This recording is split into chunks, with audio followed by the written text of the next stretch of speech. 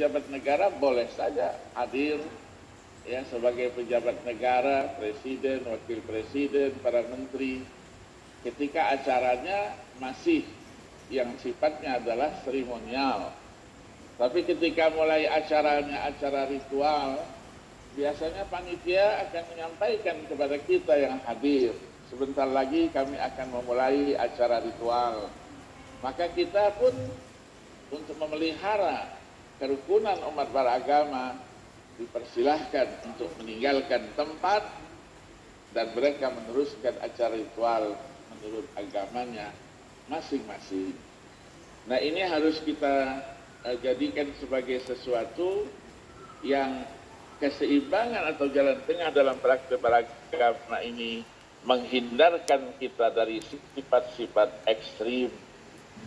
Tidak boleh menyalahkan orang lain.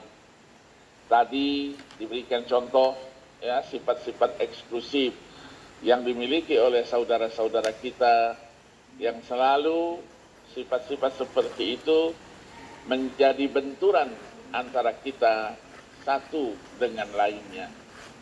Tetapi dengan pemahaman yang benar dan metode pemahaman yang sudah ditawarkan oleh para ulama-ulama terdahulu harus kita pahami dengan pemahaman yang benar.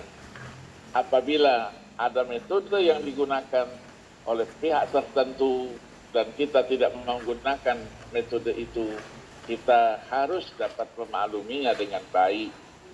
Itulah yang sering disebut dengan pemahaman terhadap teks itu secara tekstual atau pemahaman teks itu secara kontekstual. Nah, dalam memahami semua itu, metode-metode yang ditawarkan memang ada kelebihan dan kekurangannya masing-masing. Kita jadikan kelebihan itu sebagai anugerah. Kekurangan-kekurangan itu kita tutupi dengan kelebihan-kelebihan yang berada. Maka moderasi beragama sesungguhnya merupakan kunci untuk terciptanya toleransi dan kerukunan. At-ta'ayush, ad-dini, as-silmi yang kita harapkan, baik dia di tingkat lokal, ya satu kecamatan kecil menjadi lebih besar secara nasional atau dia secara global. Nah, pilihan dengan menolak segala macam bentuk ekstremisme, liberalisme, ini adalah kunci keseimbangan. Kita tidak menginginkan benturan-benturan itu. Kenapa harus terjadi?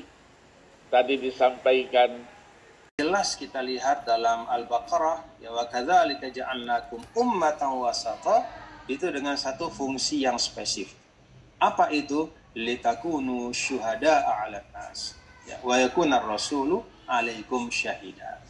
Jadi kewasatiaan itu tidak berhenti menjadi suatu sifat yang intrinsik di dalam diri umat, tetapi dia harus keluar. Dia harus keluar dan nyata tampak dalam kehidupan.